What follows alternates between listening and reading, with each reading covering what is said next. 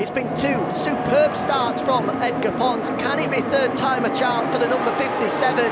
Out go the lights in the length in Barcelona, and it is once again. What a start from Pons. He rockets away once again. He has got those starts absolutely down to a plumb, and nobody can go with him. The guys from the front row are left in his wake, Montoya and Tooley.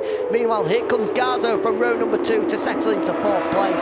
But again, what a start from Edgar Pons. He is lightning off from pole position. Absolutely unreal. He's made up 3 tenths already in the, just gone across the first section purely from his start. An unbelievable start.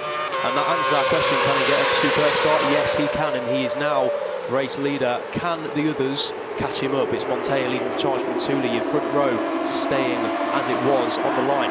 It's a sight that nobody wanted to see. Jari Montoya, Nicky Tooley, Hector Garzo behind. They didn't want to see the rear of that number 57 again, because it's all they've looked at all weekend long. No jump starts as well. So despite the great getaway, Pons has done it just through brilliance rather than taking a cheeky advantage off of anyone else. Slightly wide there is Nicky Tooley in the battle for 3rd place. Montoya is starting to close in on Edgar Pons, but it looks ominous at this early stage because Pons is into his rhythm super early. Yeah, it really does look ominous. 0.5 seconds now the gap. Sector 2, he was a 10th quicker, so yeah, like you say, ominous is the word to use. But can Montoya, Tooley, Garzo, Sacconi, Marcon and the rest find the pace to keep up with him? We're not sure yet, but Montoya, is giving it a good go in second. 0.4, the gap closing down slightly in that sector 3, but only less than 10. So Pons that leads. Montoya there in 2nd, Tooley in 3rd. It's as we had it on the grid with Garzo in 4th and then Sacconi in 5th.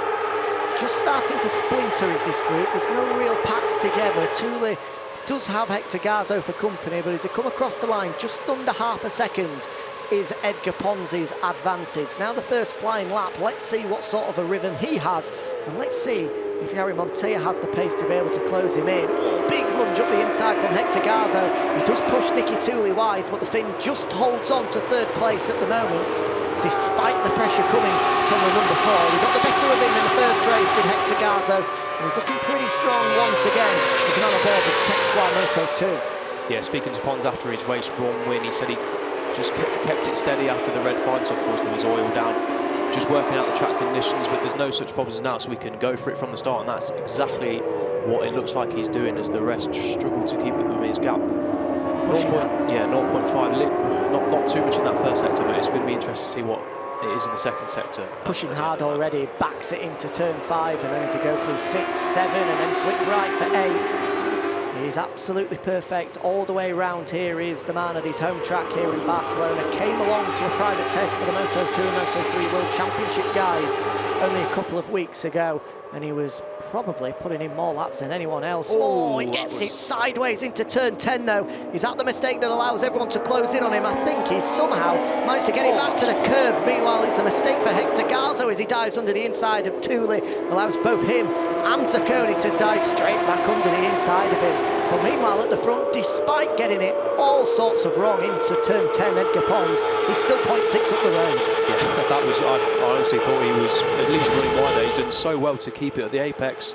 There's Garzo backing it in, look at that. Nearly touched the front. Does Tooley? Yeah, Tooley got the better of him on the exit. They nearly come into contact. Garzo getting a bit duffed up there after attempting a move. But yeah, Pons just keeping it together, running into turn 10 as we come into turn 1. Didn't give him much space, did Nicky Tooley there at the exit of turn 10. Meanwhile, Garzo has recomposed himself. He's got it back together and now back under the inside of Sacconi as he again sets his sights on the number 18 of Nicky Tooley in front of him, who, as you can see, is the fastest man on track. 0.4 is the advantage for Edgar Pons, so that mistake did cost him a little bit of time.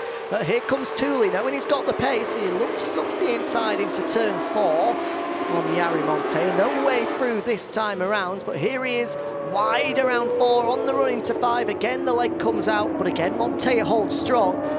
You're not allowing Pons to break clear at the rate he was doing in race number 1. It's staying under half a second, and looking at the split times, Montoya and Tooley are matching what we're seeing from the man in front.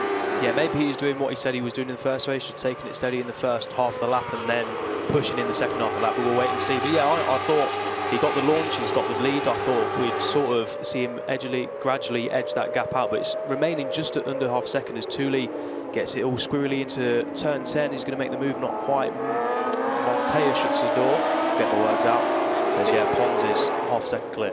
This being a much longer race than the 11-lap dash we saw in race 1 as well. Possibly tyre wear will come into it as well. He's got to manage the tyres during these opening laps, and he knows he's got the pace, so I don't think he'll want to be going hell for leather straight away. Just conserve a little bit of tyre life in the rear of that Calex machine, so knowing he has got a little bit in reserve and he can push when he has to as we get into the latter stages. But at the moment, he's looking comfortable out front, half a second clear of Jari Montoya, who's going to come under pressure from 2 men. Nicky Tooley pulls out to the right-hand side, as does Hector Garzo as well, but just the one of them will move through. Tooley now up to second place. Hector Garzo, the fastest man on track, he's just set the fastest lap of the race at 1:45 dead. He's half a second quicker than the race leader, so if Garzo can manage to make his way through past Montoya and Tooley, then he definitely has the pace to challenge Pons.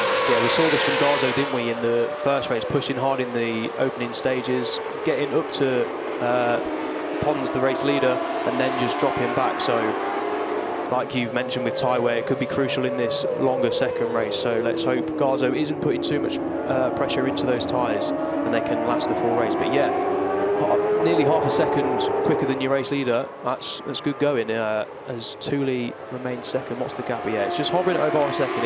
It's comfortable for Pons at the minute, shall we say. Half a second, he's not in danger of getting overtaken. He's not looking like he's going to make a mistake, so I think he's just controlling the race in these opening exchanges. Zacconi's there in 5th as well. We can't rule him out. I'm not sure if we can call it a leading back gaggle of 5, as Hunter Sue, well, we mentioned on the grid, he had problems during race 1. He's got those same gremlins in race 2 as well, so a disappointing return to the Moto2 Championship for the Chinese rider. At least he can comfort himself by watching one of his documentaries. Absolutely, yeah. Not a day to forget on the track for the Chinese rider. Is Tooley just breaking Montoya? I think he's got a nearly 0.3 second gap to the rider in 3rd. So is Tooley making a break for it? Let's wait and see. What's the gap between your race leader and the man in 2nd? Tooley a 10th quicker on that lap than Pons, but like we've said, Pons half a second clear, nearly 6/10 clear. He's just controlling the race at the moment, I think, as Garzo makes a move into turn 1 under Montoya. Good move from the number 4 rider. He had to get that done nice and early because he saw Tooley going clear with Pons. He knows he's got the pace to go with them. I think Montoya, if anything, was just holding him up ever so slightly. When he had clear rein to go at, he was almost half a second, 0.6 of a second quicker than what he managed on that last lap. He just get held up by Montoya that time around, and you can see that during the opening 4 corners of this lap because he's already just starting to break clear of the number 55. Yeah, agreed. I think it was important, like you say, for Garzo to make that move because Tooley was edging away from them. It was up to half a second. I don't think it looks like it's half a second now, but what's the lead for Pons? I think it's remaining a bit constant.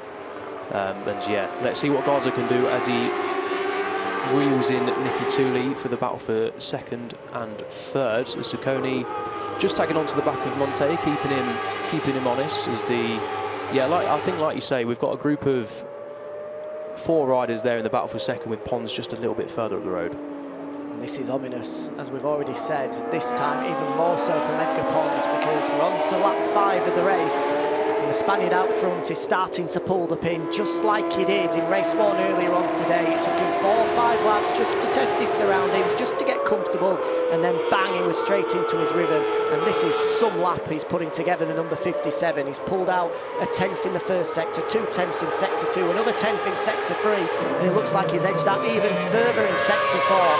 As he comes across the line, surely it will be the fastest lap of the race. Yeah, it is. The first sub 1:45 we've seen from him in this one, of 1:44.971. Half a second quicker than Tooley behind him, and now the gap is up to over a second. Yeah, Garzo was at 45.0, so he was 4/10 quicker than Tooley. So after getting past Montoya the previous lap, he has locked his sights into the fin. And let's see how long it can take him to get by, because yeah, if Tooley can't run low 45s like Garzo is doing, then he's going to get by quickly. But yeah, Pons over a second clear now, so it looks like he is pulling the pin. Which unfortunately is disappointing, because it means we're not going to get the almighty battle lead we've been treated to in the Junior World Championship and European Talent Cup, or at least it seems so, unless Nicky Tooley and Hector Garzo can somehow start to reel him in. There's a long way to go, 12 laps remaining. He could come under a little bit of tyre problems, as we might have said earlier on as well, but the battle for second place looks to be pretty hot between Tooley and Garzo, but you just have to take your hat on to this man. Lap in, lap out, he's so consistent. Oh, big mistake from Tooley. How wide is he there? Properly taking the car park route out of turn 9, but Garzo can't take advantage of it, or can he? Just for a second. Saw his front wheel just sneak into view, and I thought he was going to squeeze under the inside of Nicky Tooley, but no way through on this occasion. But that mistake again is just going to allow Pons to break even further clear. It's now way over 1.5 seconds. The former European Moto2 champion is romping this one at this early stage. Yeah, he is. Tooley looking a little bit out of sorts, obviously coming wide onto turn on onto the back straight. And let's see what his lap time is. I think it's going to be slower again. 44.8, new fastest lap for Pons. Tooley, yeah, 45.6 and 45.5 for Garzo and Monte. The quickest out of those three are 45.3. His personal best lap of the races. Who is that down? It's Danny Valle.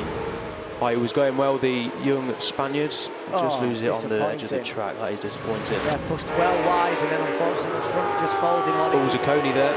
He was on course for a best finish, but as you rightly say, back at the front, Alessandro Zacconi, a costly error from the Italian means that he is out of podium contention now.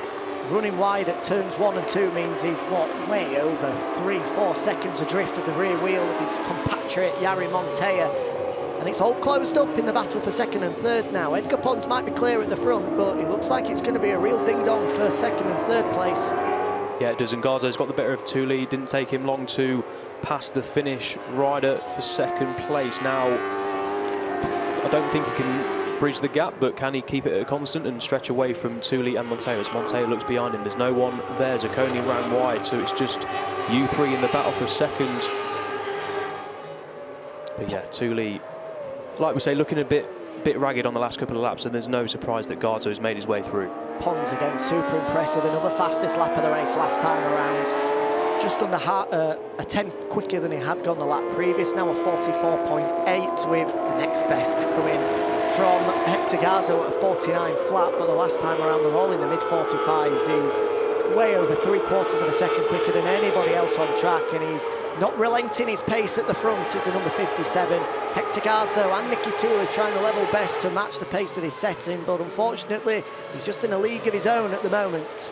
Yeah, he is, and judging from the warm-up time this morning, he was, essentially a second clear of the rest, which was a little bit ominous coming into the day, but we hoped it wouldn't be that much of an advantage, and it's not 0.9 seconds a lap, but it is a considerable margin. Again, he was 3/10 quicker than the guys chasing second that lap around, so it looks like Pons has got this race under control, but the battle for second still rages on. Garzo has certainly not got it all his own way as Tooley is fighting back, coming down into turn 4. Is Tooley going to break the slipstream? No, he's not. He sticks behind him as Garzo and Tooley battle it out, with Montoya just dropping off a little bit. 0.5 seconds the gap for the Italian on the speed-up bike. Is he starting to struggle?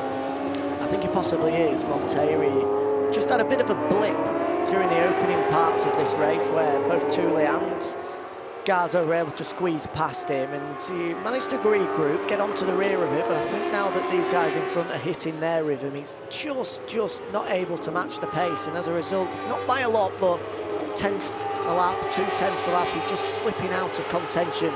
But Tooley, meanwhile, is able to match the pace of Garzo. He's tucked in behind the rear wheel. That was out of shape. Sideways as he makes his way on the brakes in towards turn 10. Yeah, properly out of shape there from Tooley, getting all sorts of crossed up into turn 10. And yeah, this battle looks like it's going to rage on, with Montoya just slipping half a second back. But let's see what his lap time is at the end of this lap. I think with we saw him turning around, so obviously means he's conscious of who's behind him and not ahead of him, so I think he is just losing touch with this duo. And can Tooley get in the slipstream? I think he can, to make a move into turn 1. Let's find out as we see Pons at the bottom of the picture. Is Tooley going to make a move into turn 1? Who's going to be last? It is Tooley on the brakes, past Garzo. Nice clean move for the finish line. He's going to run wide slightly, but Garzo almost takes the same line as him as they switch left and then right into the long right-hander. Perfect move here at Barcelona, executed by Nicky Tooley. Out to the bubble, on the brakes into turn 1, and ever so slightly wide, but the fact that you then flip left almost immediately does give you that little bit of room for error. The fact that you do run wide, you are going to hold the line into the following left-hander, so he makes it stick in the move for second place. Meanwhile, out front, 3.2 seconds is the advantage for Edgar Pons now. He's had a bit of an error from Tooley. He looked to have just been ever so slightly wide into turn 5 there. Allows Garzo to close in onto the rear of the number 18. As he then flick left and right through turns 7 and 8, you'll see they get as close as they possibly can to the green stuff on the exit of that one. Turn 9, vitally important now for Garzo. A good run through here. He's super quick on a Moto2 machine through there. He gets tucked in behind Tooley. Surely he's going to have a look up the inside here.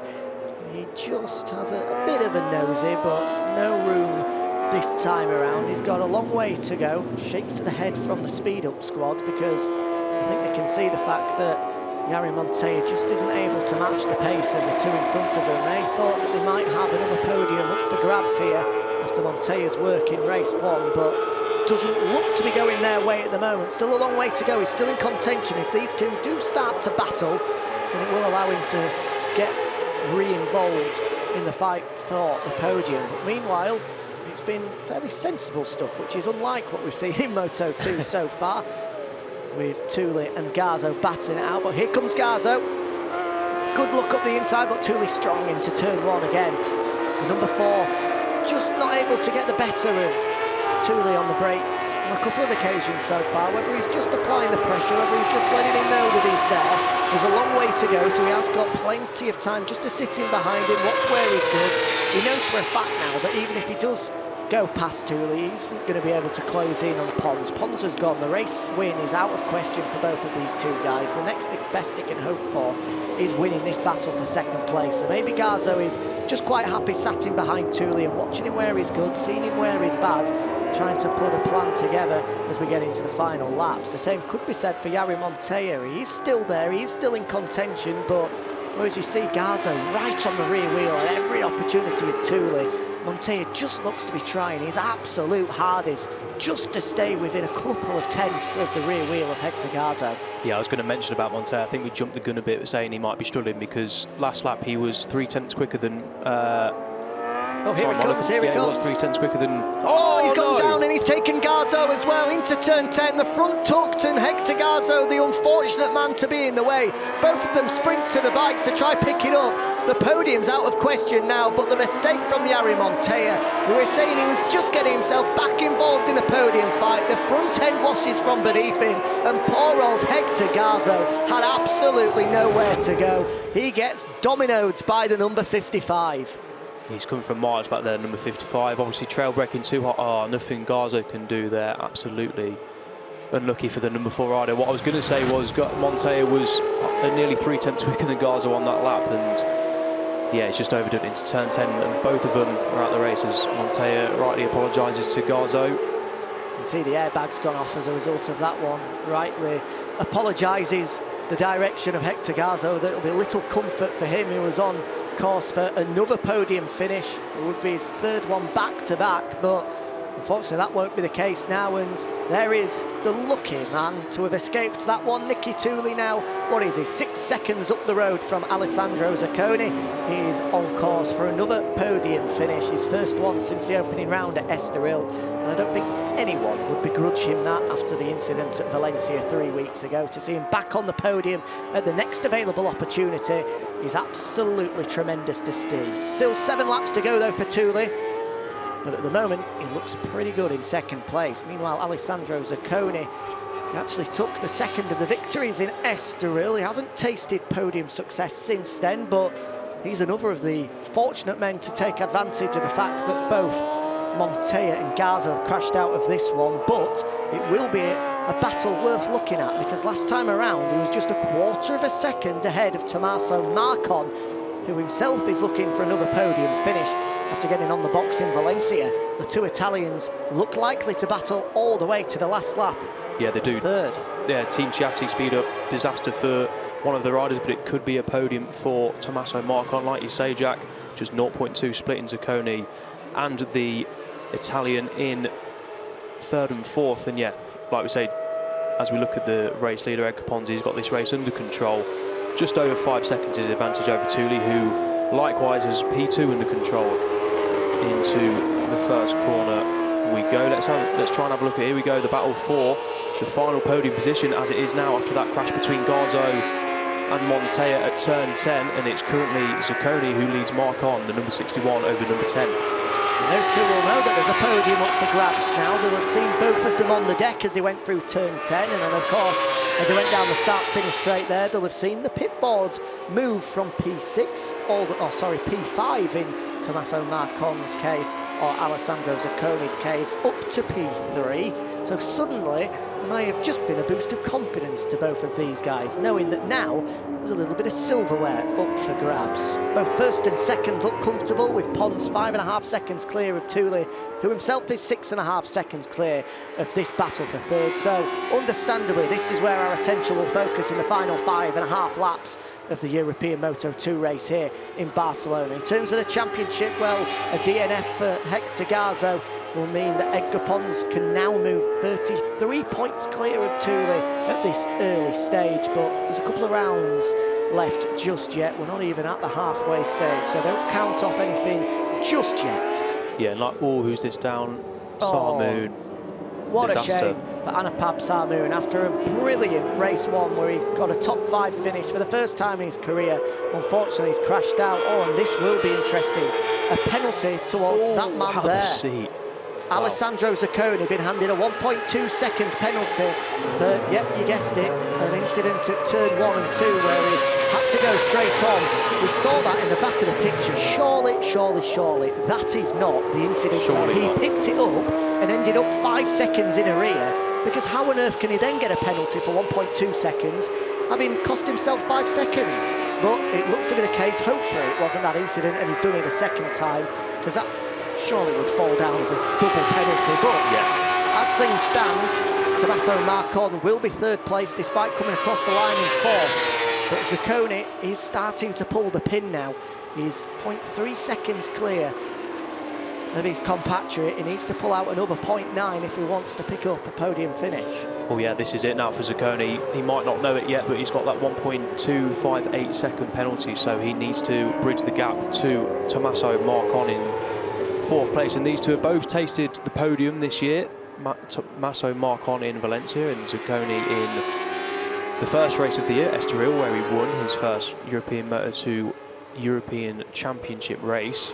And this means more than just the race. Like we saw with the Championship standings, these two are pretty close together in third and fourth. So if Zacconi can manage to eke out that gap to over 1.2 seconds, he'll maintain his lead over the number 10 in the standings, but easier said than done. Certainly is. He's really got to try hard now. He's got 4.5 laps for him to do it. Sorry, 5 laps, because meanwhile we're losing track of the fact that Edgar Pons has already got across the start-finish.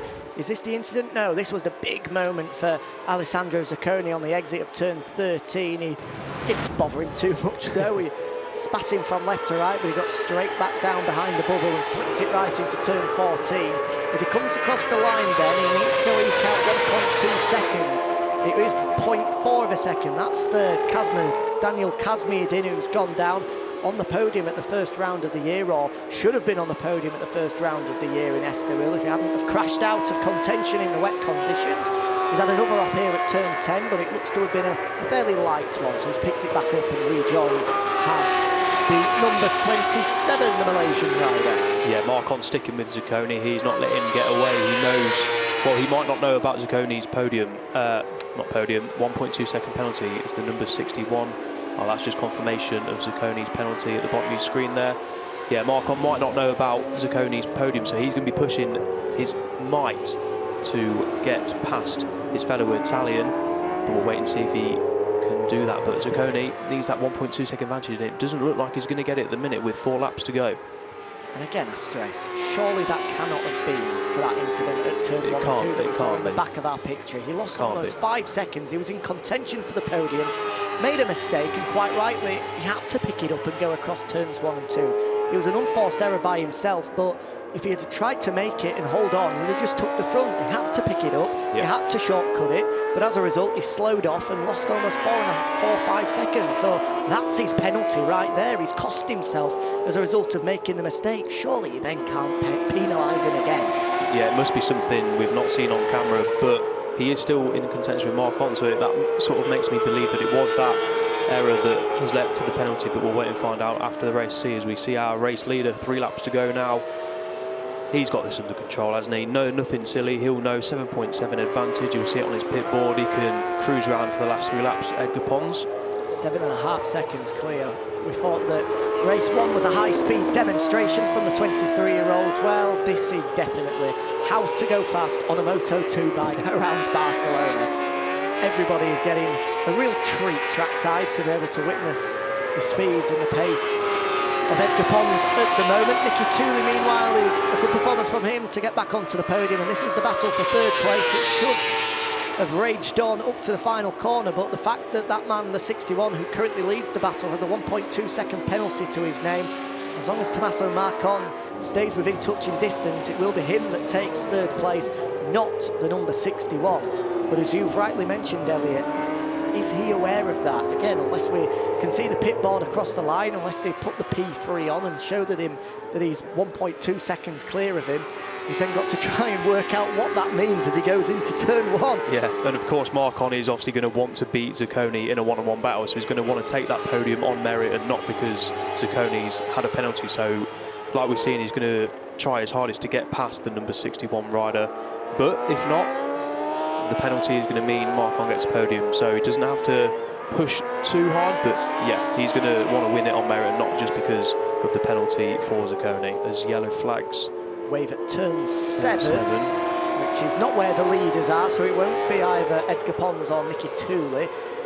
Meanwhile, at the front of this race, Zacconi is now just starting to edge ever so slightly clear. He's only got 2 laps left to eke out 1.2 seconds, but we'll watch them across the line just to see what it is. It's not out of the realms of possibility at the moment. He's half a second clear as they come across the line. He's going to have to dig deep if he wants to try and eke out another 0.7 of a second and pick up a 2nd podium of the year, and get it sideways as that into turn 1 won't help him. But if anything, he was more online than Tommaso Marcon through there. Meanwhile, this is the man looking to jump up into the top 5, and what a ride it would have been by him. Andy Gillan, first time out on a Moto2 in his career, and he's already jumping up into the top 5. He's been focusing on the Asia Road Racing Supersport Championship during the opening part of the 2019 season, but straight onto a Moto2, and he is fast into the top 5 straight away. Great ride from him, and now we're focusing on the battle for 6th place between Marcel Brenner and Mikel Pons. Number 25 is Marcel Brenner, the Swiss rider, whereas the man behind him, the number 77, is the Spaniard Mikel Pons. Yeah, Mikel Pons 8th in the championship with 24 points as of race 1. So yeah, he got a 4th in Estoril, good result for him. DNF in Valencia and 5th. So he's doing well in the championship, and every point matters, as is with every championship. So he'll be wanting to get by the number 25 of Brenner, which he looks like he's about to do, getting it sideways, back in goal. Mikel, the number 77, gets it sorted. Nice move from the Spaniard. And here comes Edgar Pons to start his last lap. It's been 16 laps of absolute perfection from Edgar Pons, and surely now we can make that 17. He's on to his final lap here in Barcelona, nearly 10 seconds clear of Nicky Tooley. What a ride from this man. He's going to extend his championship lead. He's going to make it 3 wins on the bounce. He's going to make it 100% perfection when it comes to being on the podium so far this season. We can continue because Edgar Pons has just been that good this weekend. Yeah, he really has. And just to note, I think it was Matthias Megel who was the rider who crashed out earlier in the race that we saw. We didn't quite catch who it was. So yeah, he was started on 10th and he was running well inside the point. So looking for the number 21. But yes, Edgar Pons, well, it's going to be a perfect weekend for him. Pole, race 1 victory, and hopefully if he can keep it all together, which I think he might do, yeah, race 2 victory as well, and he's going to extend his championship lead. So cracking weekend for the number 57 rider. Half a lap to go for the 23-year-old. He's flicked it left and right through turn 7 and 8. Now into turn 9. He's got a back marker in front of him. Not that it will bother him. On the run down the back straight for the final time. As you rightly say, Elliot, the perfect weekend for him. If he wanted to go out and stamp your mark, stamp your authority on a championship, this is how to do it. He was fairly settled and comfortable in Estoril with 2 podium finishes. It was a disaster for him, and that's probably where he lost the championship last year with 2 DNFs at the opening round. But since then, he has kicked on, and boy, how has he. 3 wins on the bounce it will be for the number 57 of Edgar Pons. The perfect weekend for him, the clean sweep, 2 race wins, 2 fastest laps, pole position. Edgar Pons makes it look easy in Barcelona. What a ride. So here is confirmation of the results with Edgar Pons taking his 3rd win of the season, 9.2 seconds clear in the end of Nicky Tooley. A comfortable 3rd place for the Finn, 5 seconds clear of Tommaso Marcon, who takes full advantage of a 1.2 second penalty for Alessandro Zacconi, who shuffles back from 3rd to 4th. Great ride on his Moto2 debut for Andy Gillang, as it is for Marcel Brenner, who just got the better of Mikel Pons in that battle for 6th place. Adam Norridin and Matteo Ciprietti managed to find themselves inside the top 10, as does Jerry Salim, fresh from an outing on a Moto3 machine at Mugello, back onto Moto2 and back into the top 10. Kevin Kubo there in 13th. A good ride for the Master Camp rider, with unfortunately his teammate Anupam Samu not able to back up his top 5 finish in the opening race of the day. The final points going to Takeshi Ishizuka, Daniel Bin Kazmiuddin taking 17th after remounting, and Alessandro Setti there, he's the first of the Stock 600 machines, so it's a double victory for the Italian in the European Stock 600 class. As it is, a double victory for Edgar Pons, back on top of the box for the 2nd time today. The podium presentation first going the way of the AGR team. Mr. Jean-Marc Desnoux, Vice President of FIM Europe, hands the team award to the AGR squad. Then a European Stock 600 race winners trophy going the way of Alessandro Setti for the 2nd time today.